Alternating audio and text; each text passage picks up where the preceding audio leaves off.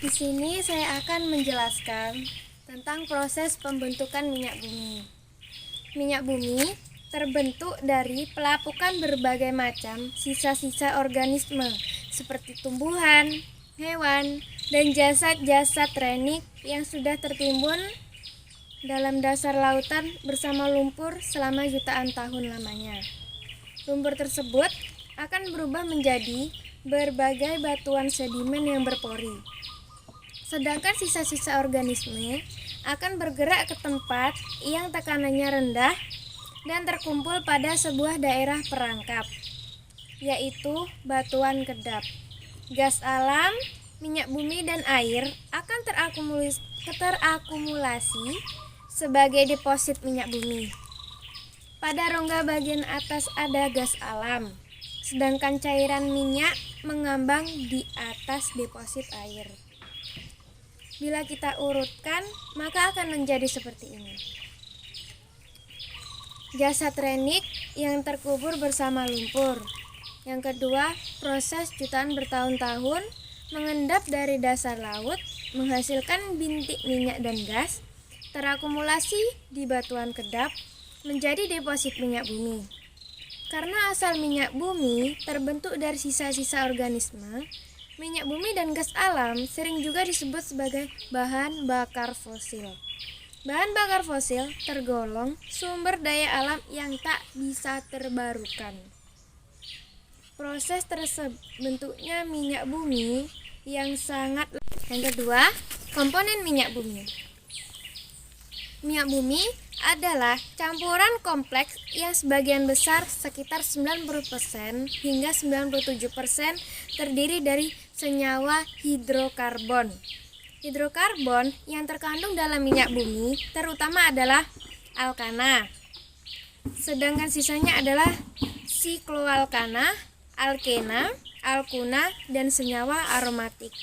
Komponen kecil lainnya selain hidrokarbon adalah senyawa-senyawa karbon yang mengandung oksigen, belerang, ataupun nitrogen.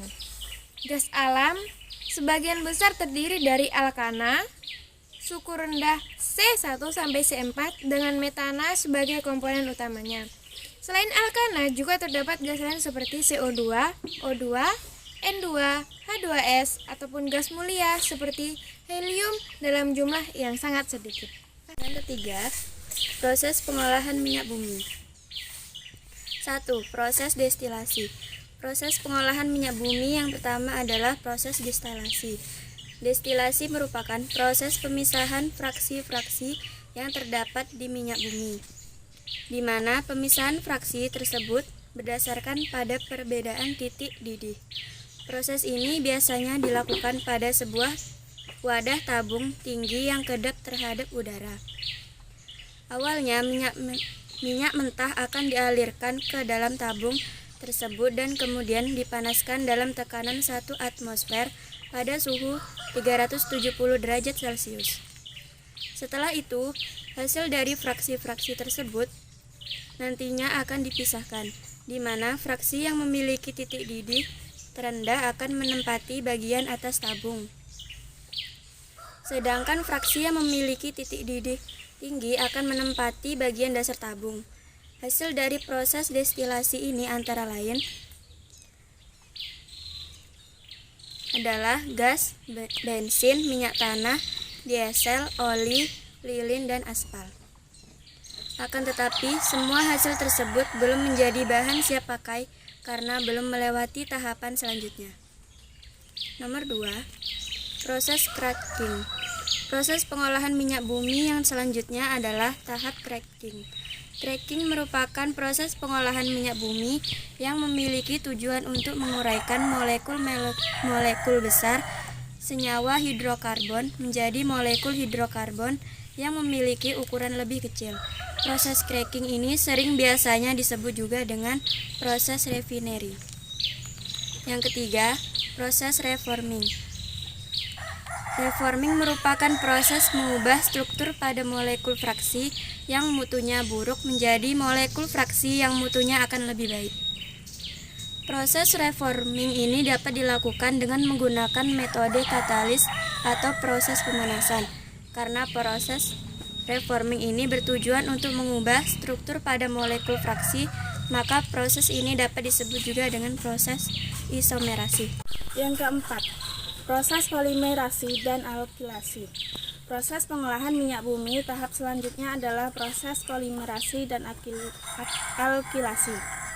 Setelah adanya perbaikan atau perubahan struktur molekul fraksi dilanjutkan dengan proses alkilasi, yaitu penambahan jumlah atom pada suatu fraksi sehingga molekul fraksi tersebut menjadi lebih panjang dan bercabang. Pada proses alkilasi ini biasanya menggunakan bahan tambahan katalis asam yang kuat seperti H2SO4, HCl atau AlCl3 atau asam Lewis. Sedangkan proses polimerasi yaitu proses penggabungan antara molekul kecil menjadi molekul yang lebih besar dalam sebuah fraksi sehingga mutu dari produk akhir menjadi meningkat. Jadi pada tahap ini molekul fraksi akan melalui tahap alkilasi terlebih dahulu. Lalu kemudian melalui tahap polimerasi sehingga membentuk sebuah molekul fraksi yang panjang di mana molekul fraksi tersebut mutunya sudah meningkat. 5. Proses treating. Proses pengolahan minyak bumi yang kelima adalah proses treating. Treating merupakan proses pemurnian fraksi minyak bumi melalui tahap eliminasi bahan-bahan pengotor yang terlibat dalam proses pengolahan.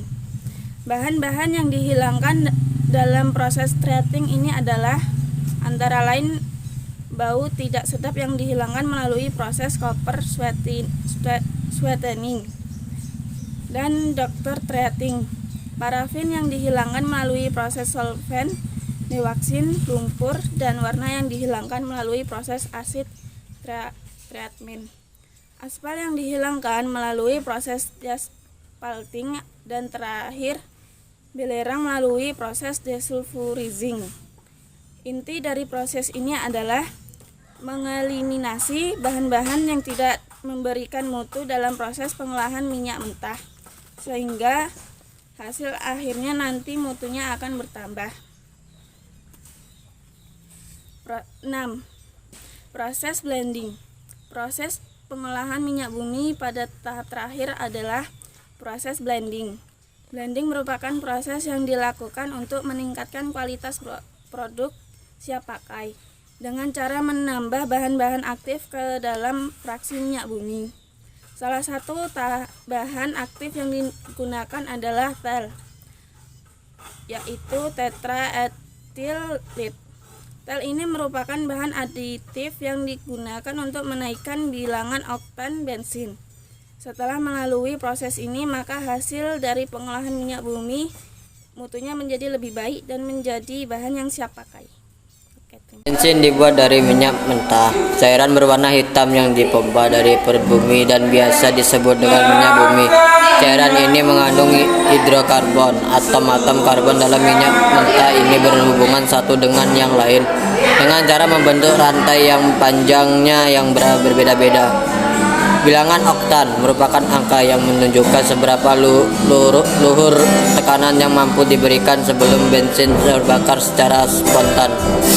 Di dalam mesin, campuran udara dan bensin dalam wujud gas ditekan oleh piston mencapai dengan volume yang sangat kecil dan kesudahan dibakar oleh percikan api yang diproduksi busi.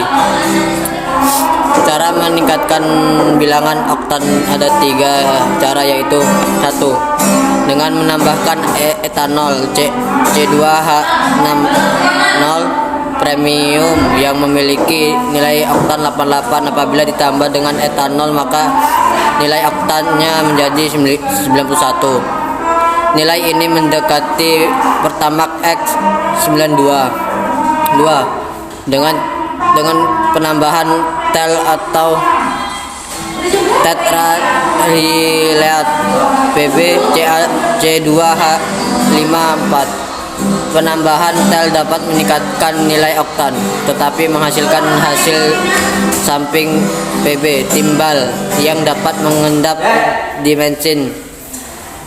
Di samping itu, senyawa PbBr2 yang dilepaskan ke udara juga sangat beracun dan berbahaya.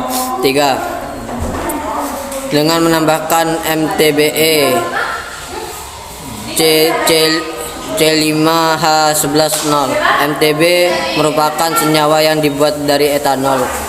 MTBE dapat meningkatkan bilangan oktan dan dapat mengurangi pembakaran tidak sempurna premium yang menghasilkan gas CO. Bahan bakar alternatif. Ada 5 jenis bahan bakar alternatif pengganti bensin. Yang pertama yaitu compressed natural gas atau yang disebut CNG. CNG pembakarannya lebih bersih sehingga diklaim sangat cocok untuk bahan bakar pengganti terbaik. Gas ini juga lebih aman untuk diangkut dan ditangani. CNG dapat digunakan untuk membantu meningkatkan masa pakai oli pelumas engine kendaraan lantaran lebih mudah bercampur dengan udara. Hebatnya lagi, CNG juga bisa menghasilkan karbon dioksida, nitrogen oksida, sulfur oksida, karbon monoksida, dan partikulat sangat rendah. Sayangnya, gas ini membutuhkan ruang yang lebih besar dibandingkan tangki biasanya. Yang kedua, etanol. Bahan bakar alternatif yang selanjutnya etanol. Etanol merupakan salah satu dari jenis alkohol yang sama dalam minuman beralkohol. Akan tetapi, bedanya etanol telah tercampur dengan bensin. Etanol murni tidak bisa digunakan untuk mobil penumpang, tapi biasanya digunakan untuk truk, motor, mesin pertanian, dan moped. Ketiga, sintetik gasoline. Sintetik gasoline atau bahan bakar sintetik bukan lagi jadi hal baru, karena telah diproduksi semenjak 100 tahun silam atau lebih tepatnya pada tahun 1919. Bahan bakar ini pernah digunakan untuk mesin perang di kala era Perang Dunia II, yang menjadikannya istimewa karena ia terbuat dari suhu gas karbon dioksida lalu dikonversi menjadi bahan bakar cair melalui proses kelistrikan. Yang keempat, biomas meten. Biomas meten menjadi bahan bakar pengganti berikutnya yang bisa dijumpai di sekitar sumber minyak bumi. Bisa juga diperoleh dari fermentasi biomasa seperti pengolahan limbah makanan, sampah, lumpur limbah, dan bubuk kopi ataupun teh. Akan tetapi, kuantitas metana yang dihasilkan tidak cukup besar, sehingga penggunaannya hanya sebagai bahan bakar heater rumahan. Yang kelima, hidrogen. Mobil bisa berjalan dengan bantuan hidrogen, termasuk dalam elemen kimia yang sangat mudah terbakar. Terlebih lagi jika pembakarannya menerapkan mesin pembakaran internal. Bahan bakar alternatif ini dicampur dengan udara akan menghasilkan pembakaran yang lebih baik dan mampu meningkatkan efisiensi mesin. Kegunaan minyak bumi. 1. Bahan bakar rumah tangga. Minyak bumi disuling dalam tangki distilasi. Produk pertama yang dihasilkan pada suhu di bawah 20 Celcius adalah gas yang disebut dengan gas LPG. Dilansir dari Encyclopedia Britannica, liquefied petroleum gas atau LPG adalah gas yang terdiri atas hidrokarbon volatile, propana, butana, dan butane. Yang kedua, bahan bakar kendaraan. Penyulingan minyak bumi menghasilkan beberapa produk bahan bakar untuk kendaraan bermotor. Misalnya bensin untuk motor dan mobil, solar untuk truk dan mesin diesel, minyak pemanas untuk bahan bakar kapal laut, nafta untuk pembuatan Pertamax, dan kerosin yang merupakan bahan baku pembuatan aftur. 3. Konstruksi. Minyak bumi dimanfaatkan dalam bidang konstruksi, misalnya pembuatan jalan di mana aspal berasal dari penyulingan minyak bumi dengan suhu 565 derajat Celcius. Minyak bumi dalam bidang konstruksi juga digunakan untuk pembuatan pipa rumah dan industri, atap hingga cat. 4. Pembuatan plastik. Minyak bumi yang disuling pada suhu 35 derajat Celcius hingga 175 derajat Celcius akan menghasilkan produk hidrokarbon bernama nafta. Dilansir dari Life Science, hidrokarbon ini adalah bahan baku paling awal dari 300 tipe plastik yang ada di bumi. Dampak pembakaran minyak bumi menghasilkan gas-gas. Yang pertama, gas karbon dioksida atau CO2. Gas CO2 yang melebihi ambang batas mengakibatkan gangguan pernapasan dan meningkatkan suhu bumi yang disebut efek rumah kaca atau global warming. Yang kedua, gas karbon monoksida atau CO. Gas CO mempunyai ambang batas di udara 32 ppm dalam darah bereaksi dengan hemoglobin membentuk COHB yang bersifat racun menyebabkan kematian. 3. Gas SO2 dan NO2 serta NO3.